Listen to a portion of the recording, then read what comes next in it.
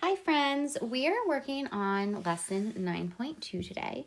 And to warm up for this lesson, I'm going to lead us through 3 slides that practice multiplying by tens and then also a little bit of dividing by tens. We're going to spend 2 days on this lesson. I have an extension for us to do tomorrow, but let's get started. So right now you don't need a piece of paper or a whiteboard. You can just follow along as I lead us through this. The first problem is 2 times 30. So when I see an extended fact like this, I know it's extended because I see zeros in it. I look for a fast fact. I see 2 times 3, which is 6, but it's 2 times 30, so 2 30s is actually 60.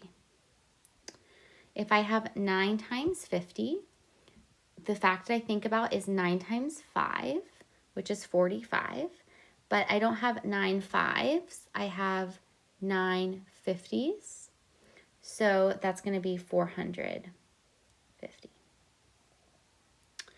The next one is 90 divided into 3 equal groups. So if I know a fast fact that helps with 90, or 9, excuse me, is 3 times 3.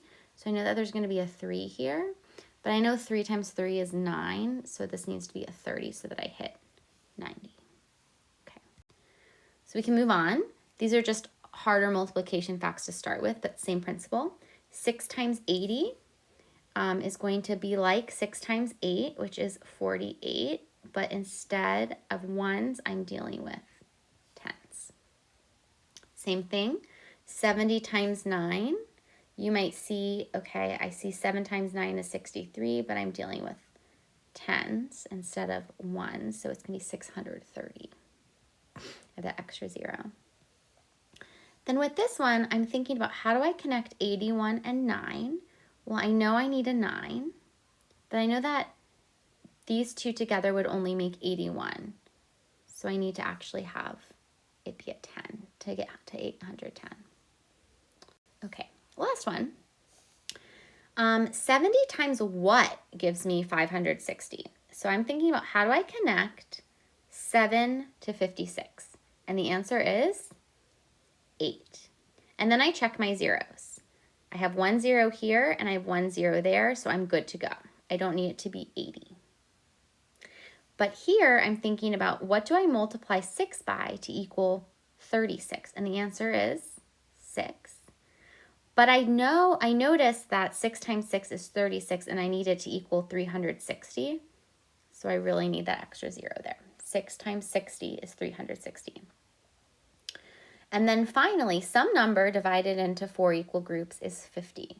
Well, I know that some number divided by 4 equals 5. That some number is 20.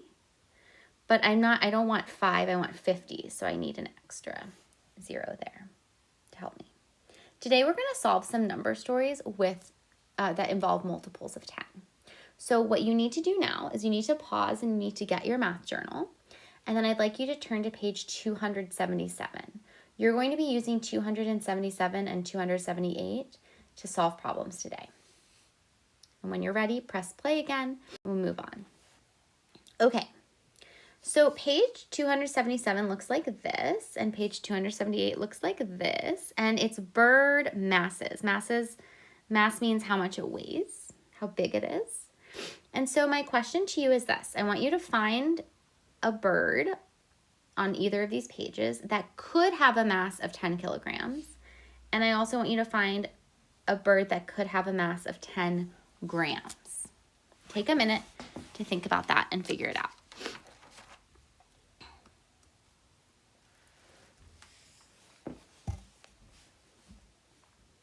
Okay.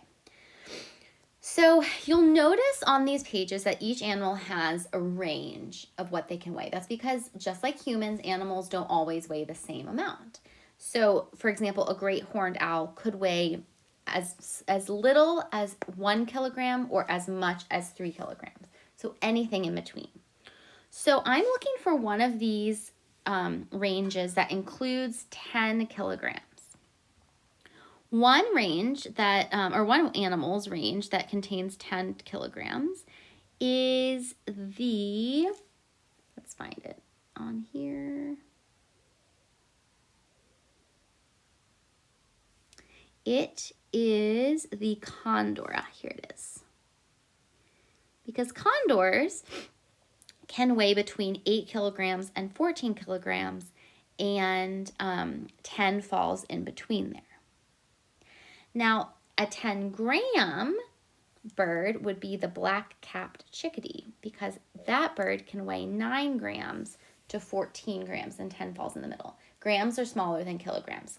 Chickadees are much smaller than condors. So a condor, if we go back to this, can weigh as much as 14 kilograms. It can weigh as little as 8 kilograms, and it could weigh, for example, 9 kilograms. But it could not weigh 15 kilograms. They have not found a condor that weighs 15 kilograms because that is outside the range.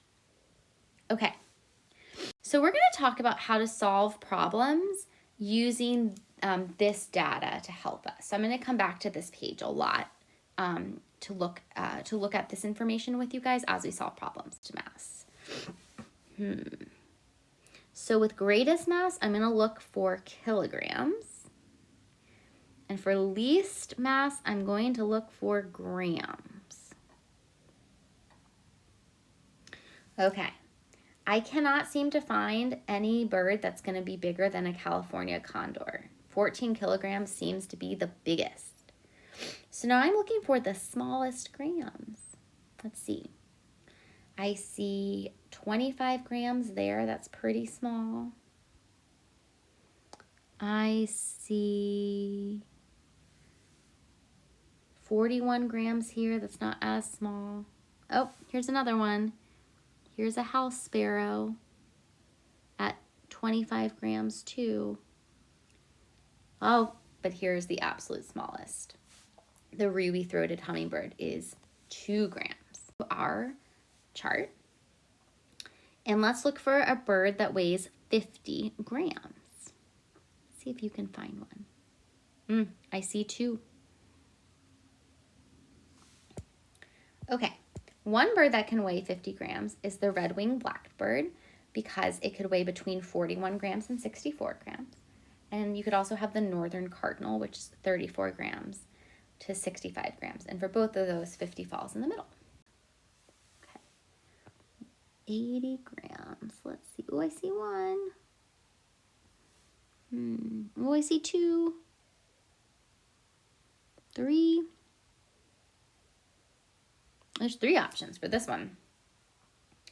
Okay, so the blue jay is between 70 and 100 grams, so 80 is in there. You could also have the killdeer. That's also 80. 80 falls within that. And you could also have the European starling. 80 falls within that as well. And then you could also have the blue-crowned mott, because 80 grams is the least it could be, which counts. That works out, okay? All right, but my first problem is this. What bird could have the greatest mass, and what bird could have the smallest mass? Go ahead and look on pages 277 and 278 to find the bird with the greatest mass and the smallest mass, or the least. So I would say the bird that could have the greatest mass would be the condor, and the smallest mass would be the hummingbird, because it can be 2 grams. Okay, back to book. So now here's my next question for you to think about as we do it together. If one hummingbird has a mass of 5 grams, what is the mass of 30 of these same size hummingbirds? Okay, this is an extended fact problem, or a multiple of 10 problem, like we practiced in the warm-up. This problem is 5 grams 30 times.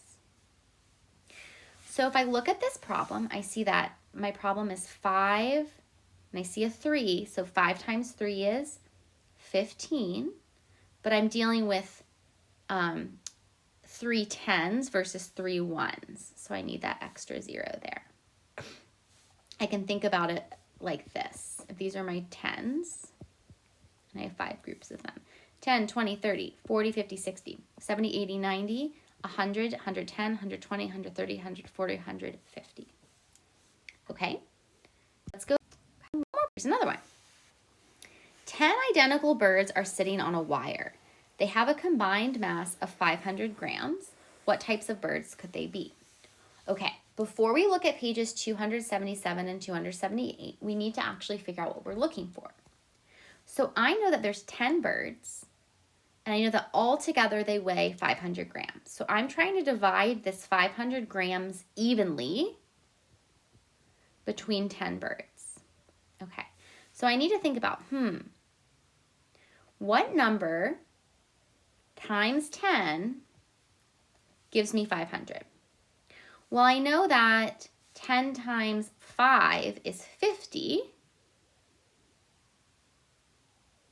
but I need an extra 0 there so that I get, so that I get 500. So 50 times 10 is 500.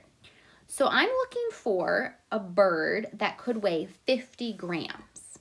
Okay, back. We have just a couple more that we're going to practice. What would the mass of 28 kilogram American white pelicans be? So what I would do first is I would set up my number model. I have 20 birds of the same size, and they each weigh 8 kilograms. And so I'm trying to figure out what they weigh in all. Well, 20 times 8 is like 2 times 8, which is 16. But instead I need a 0 here because it's 20. And the way I can think about that is I can think about my tens like this. 10, 20, 30, 40, 50, 60, 70, 80, 90, 100, 110, 120, 130, 140, 150, 160. So it would be 160 kilograms. And you would write kg for kilograms. Okay, we're going to practice 2 more. What bird could have the same mass as 2 40-gram sparrows? Well, before I figure out the bird, I have to figure out what 2 40-gram sparrows is. And that's 2 groups of 40, which is 80. So I'm looking for birds that have a mass of 80 grams. So just with before I send you on your way. It says the combined mass of 50 sandhill cranes that each have the same mass is 250 kilograms. What's the mass of one of these cranes? So I know I have 250 kilograms that I need to divide evenly between 50 of them. So I have to think about, okay, what number 50 times equals 250? Well, I know that this is like my fact triangle at the top where 25 is, and then 5, and then 5. So I know that this has to do with 5, and I have to then check my work. Okay, so 5 times 5 is 25, but if I have 5 50s, that is 250. So I'm good. I do not need an extra 0 there because I already have that taken care of there. So 5 times 50 is 250. So I'm looking, so one crane is going to weigh 500 kilograms. Excuse me, 5 kilograms. Sorry about that. 5 kilograms. Okay. Today, you are going to do page 279. This is in your math journal.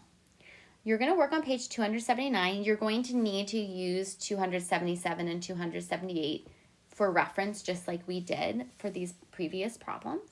And then you're going to put this on Seesaw. I will have an assignment for you to upload it. You'll take a picture and upload it there. Then you're going to do the math box. And that is on page 280. You do not need to put that on Seesaw. The last thing you're going to do is you're going to do a worksheet. It's called the readiness worksheet. And it goes with 9.2. And I'm going to put it so that you can print it on from our website, or you can do it on Seesaw. So you'll also upload this to Seesaw.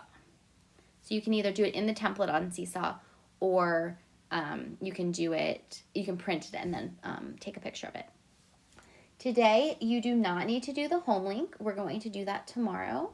And I'll have another thing that's related to this to do tomorrow. So this is what you're in charge of today. Good luck.